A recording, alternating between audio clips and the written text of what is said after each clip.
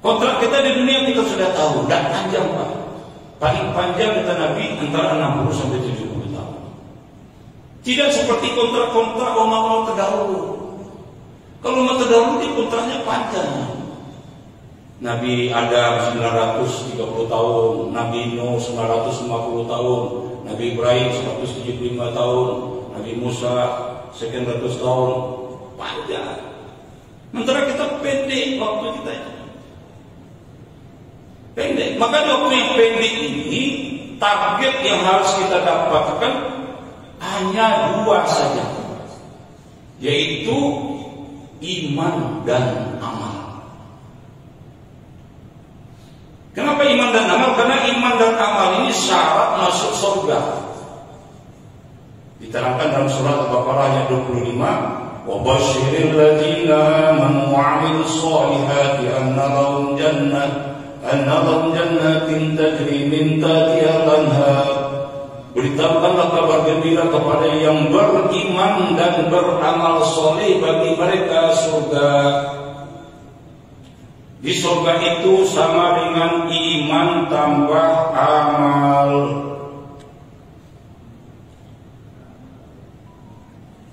Iman tambah iman, tambah amal. Kalau menyatakan beriman saja tapi tidak beramal, ini namanya munafik Pak. Menyatakan ada ungkapan saya ini Islam, ya, tapi tidak ada amal, tidak ada sholat, ini namanya munafik. Terangkan dalam surah Al-Baqarah ayat 8. وَمِنَ النَّاسِ مَن يَقُولُ آمَنَّا بِاللَّهِ وَبِالْيَوْمِ الْآخِرِ وَمَا هُمْ بِمُؤْمِنِينَ. Ada yang mengatakan aku Islam tapi tidak ada amal, dia semuanya dia munafik. Ica-ica Islam, casingnya Islam seperti apa ini, casingnya Islam tapi tidak ada amal, ini munafik. Jadi iman itu mesti dinampakkan dengan amal. Akar batang kayu itu tumbuh, kalau dia tumbuh itu ada batangnya.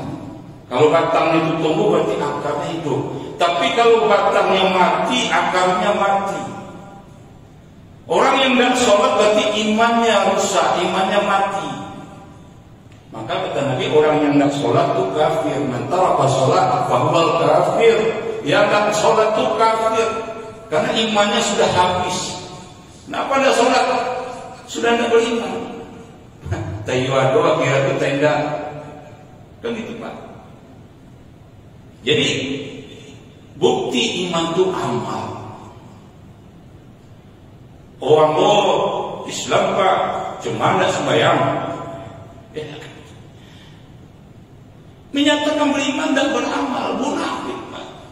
Cek Islam. Jadi iman disebut buktinya amal. Sebaliknya hari ini Pak, ada orang yang berbuat baik, beramal namanya, tapi dia tidak beriman. Bagaimana statusnya? Dia kafir, tetap kafir Pak, walaupun dia baik.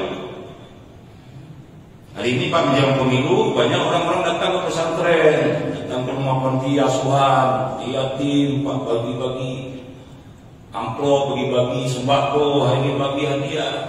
Tapi kalau dia tidak punya kalimat la ilaha illallah, tidak bersyahadat, dia tetap kafir.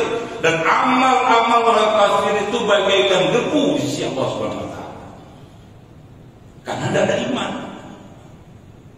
Jadi syarat iman amal itu diakui itu iman.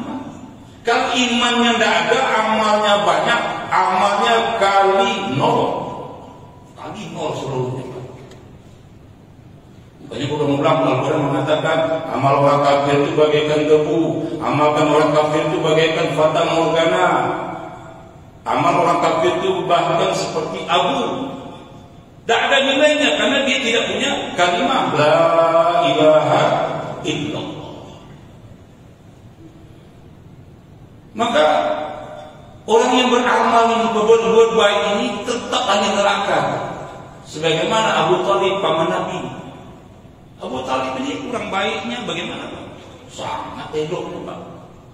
Menyumbang, membela Nabi, ya kan, mati-matian untuk memperjuangkan Nabi.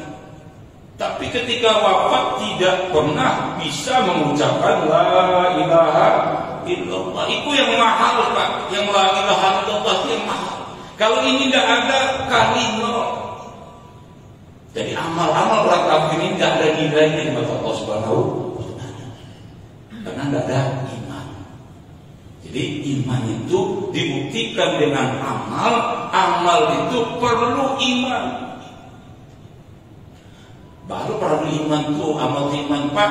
Hari ini kalau ada suatu pengumuman, siapa yang sholat subuh di Masjid Al-Hakim diberi uang 10 juta,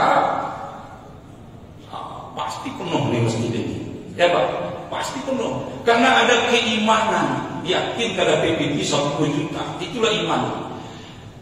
Begitu juga siapa yang datang sholat subuh ini yakin, ya kan? Sholat subuh berjamaah, fadilahnya ini, ya kan? Ini lebih besar daripada uang 10 juta, karena keyakinan lah Bapak datang sini. Itulah iman. Dan itu yang mahal, Bapak. Iman itu yang mahal. Jadi orang beramal tanpa iman dia kafir, orang beriman tanpa amal dia munafik. Kadang otak orang munafik apa? Idza ja'al munafiquna qalu nashhadu innaka rasulullah wallahu ya'lamu innaka rasulullah wallahu yashhadu innal munafiqina lakadzibun. Orang munafik kok kaya orang pangicu sautan Pak mau tas. Dan orang munafik ini lebih rendah nerakanya daripada orang kafir. Karena munafik ini Pak isinya Islam. Ini cicak bentuk orang Islam, padahal dia bukan Muslim. Ya. Jadi terbagilah kita di dunia ini. Ada orang yang beriman dan beramal. Tugas kita menyempurnakan iman dan amal. Menyembuhkan iman dan amal. Karena inilah modal kita kembali ke surganya Allah Subhanahu wa Ta'ala. Karena kita semua dulu berasal dari surga, kan? Semua kita dulu nenek moyang kita dari surga. Wa qulna ya Adam uskun anta wa zawjukal jannah wa kula minha ragadan haitsu shi'tuma wa la taqraba hadhihi as-shajarah fatakuna minadh dhalimin. Kami berkata kepada Adam, ya Adam, tinggallah kalian dan istri-istri kalian di surga. Makan minum sepuas-puasnya. Wala taqraba hadhihi as-shajarah, tapi jangan dekati pohon ini. Jadi jelas Pak Al-Quran mengatakan kita ini kampung kita itu surga. Dan sudah pantas pulang kampung itu ke surga. Jangan pulang kampung ke neraka. Maka tiketnya untuk masuk surga itu harus dua, iman dan amal. Ya, bilang iman dan amal. Jangan sampai mengatakan beriman dan beramal. Ya, itu namanya no action talk only. Tidak ada bukti, tidak ada otak. Islam tapi tidak sembahyang. Ya. Islam tidak zakat, Islam tidak puasa, Islam tidak haji. Sama-sama, tidak ada amal. Dan terakhir kepada ibu, setelah nanti kita habis kontrak, kita akan pindah ke alam barzakh, alam transit. Berapa lamanya alam barzakh itu? Lama sekali banyak. Sejak kita mati sampai hari kiamat. Lama sekali Pak. Jangan kira alam barzakh itu sebentar. Nabi Adam alaihissalam sudah wafat tahun 5700 sebelum Masehi. Sekarang 2024 sudah 7800 Pak tahun di alam transit. Di alam transit ini Pak, kita akan melakukan beberapa hal, menikmati amal atau menikmati azab di alam transit. Bapak dan Ibu, ketika orang mukmin mati, itu sudah beda perlakuannya dengan orang kafir. Orang mukmin yang mati itu malaikat datang dalam keadaan tersenyum, dalam keadaan gembira. Dia katakan salamun alaikum. Mau diambil nyawanya itu Pak, dia ucap salamun alaikum. Kemudian ditariklah ruhnya itu dengan perlahan. وَالنَّازِعَاتِ غَرْقًا وَالنَّاشِطَاتِ نَشْطًا.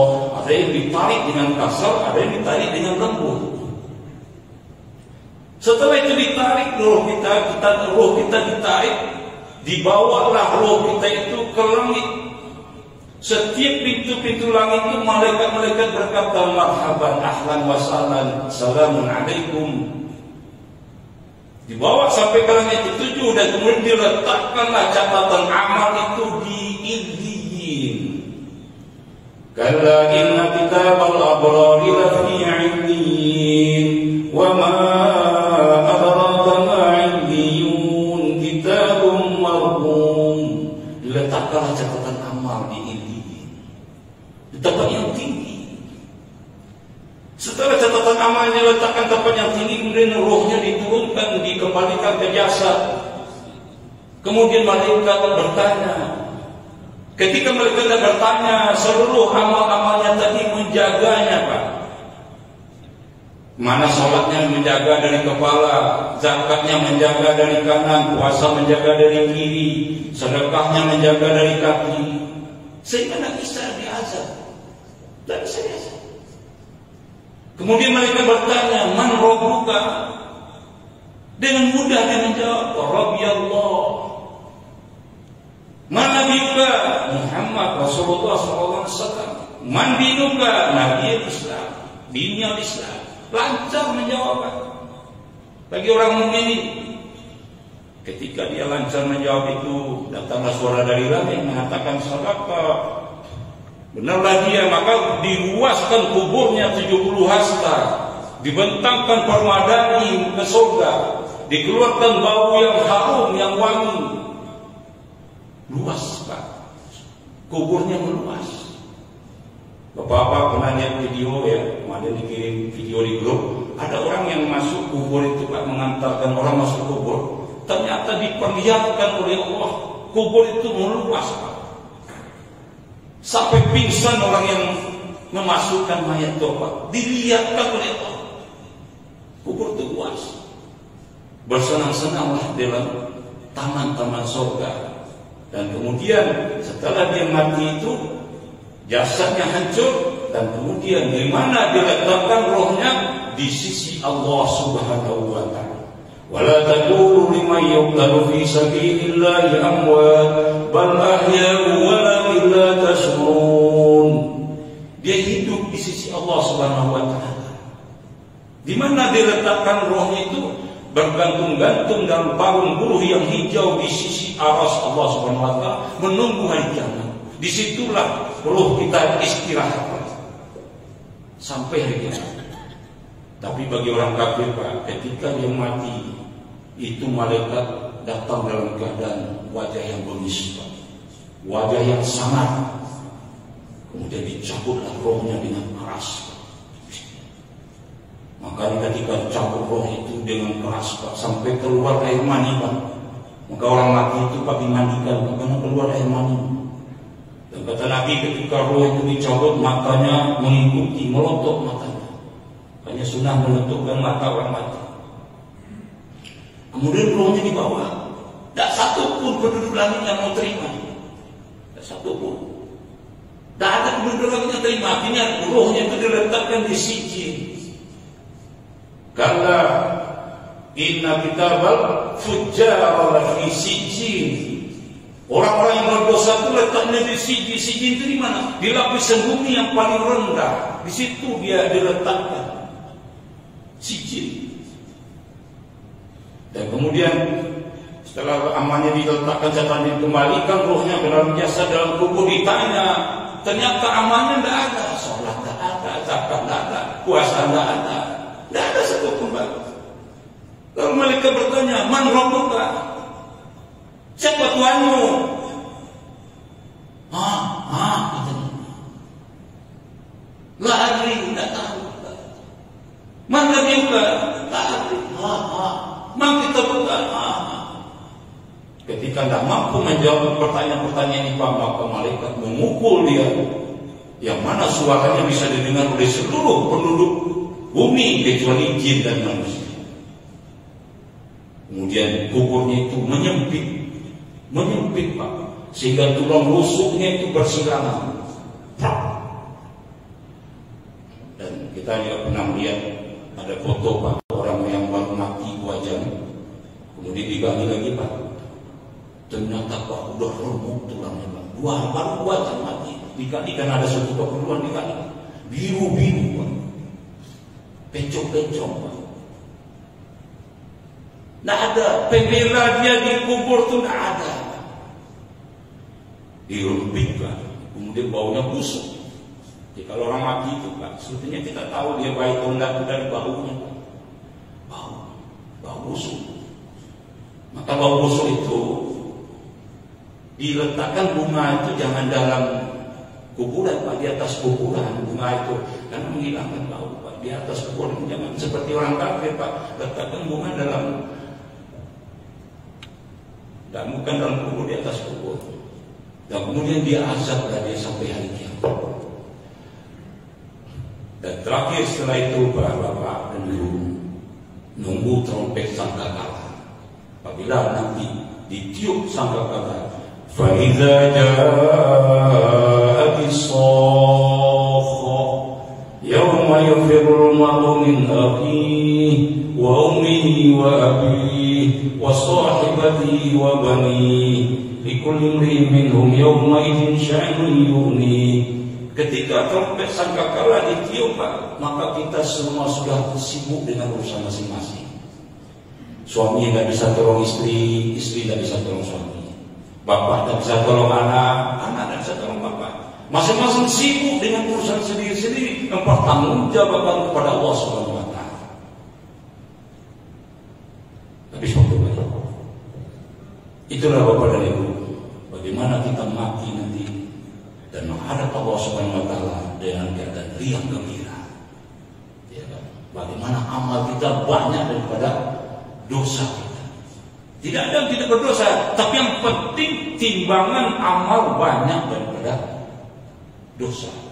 Fa amma man utiya kitabahu bi yaminihi fasawfa yuhasabu hisaban yasira. Yang menerima catatan amal dari kanan dia akan memiliki hisab yang mudah. Wa amma man utiya kitabahu wara'a dhahri fasawfa yad'u subura wa yasla sa'ira.